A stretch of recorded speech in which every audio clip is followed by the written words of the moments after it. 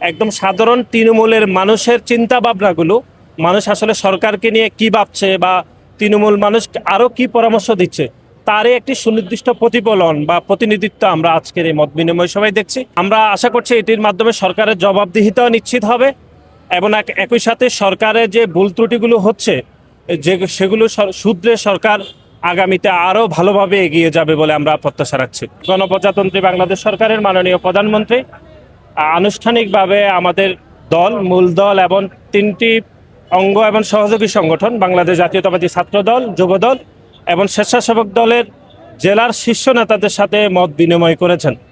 আসলে এটির কয়েকটি উদ্দেশ্য রয়েছে। একটি হচ্ছে সরকারের বয়স প্রায় 3 মাস চলছে। এই 3 মাসে সরকার যেই পদক্ষেপগুলো নিয়েছে সেখানে কি কি কারণে সে পদক্ষেপগুলো নিল সেগুলো নেতাকর্মীদেরকে জানানো হয়েছে এবং নেতাকর্মীরা যেন সাধারণ মানুষকে সেগুলো জানায় সে বিষয়ে নির্দেশনা দেওয়া হয়েছে এবং নেতাকর্মীদের থেকে সুনির্দিষ্টভাবে ওনারা জানতে চেয়েছেন, বিশেষ করে সরকার প্রধান এবং গুরুত্বপূর্ণ মন্ত্রণালয়ের মন্ত্রীরা, যে সরকার ওই প্রকল্পগুলোতে আর কি কি ব্যবস্থা গ্রহণ করলে হচ্ছে বাংলাদেশের সাধারণ মানুষ উপকৃত হতে পারবে, এইসব বিষয় নিয়ে আলাপ আলোচনা হয়েছে।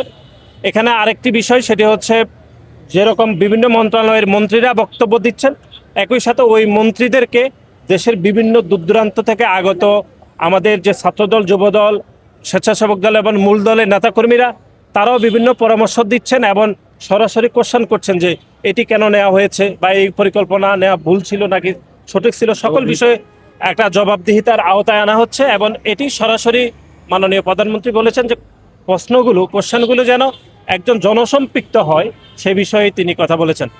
ইতিমধ্যে 3টি মন্ত্রণালয় কথা বলেছেন।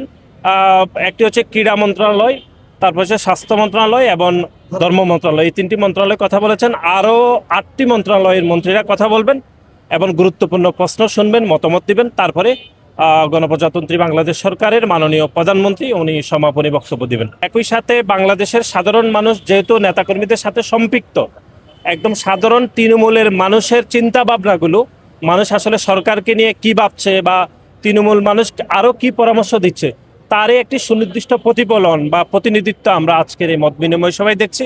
আমরা আশা করছি এটির মাধ্যমে সরকারের জবাবদিহিতাও নিশ্চিত হবে এবং একই সাথে সরকারের যে ভুল ত্রুটিগুলো হচ্ছে সেগুলো শুধরে সরকার আগামীতে আরও ভালোভাবে এগিয়ে যাবে বলে আমরা প্রত্যাশা রাখছি। সাংগঠনিক বিষয়ে আসলে সেভাবে কোনো আলাপ আলোচনা, সরকারের পলিসি মেকিং, সরকারের পদক্ষেপ এবং আগামীর কর্মপরিকল্পনা নিয়ে কথাবার্তা হচ্ছে।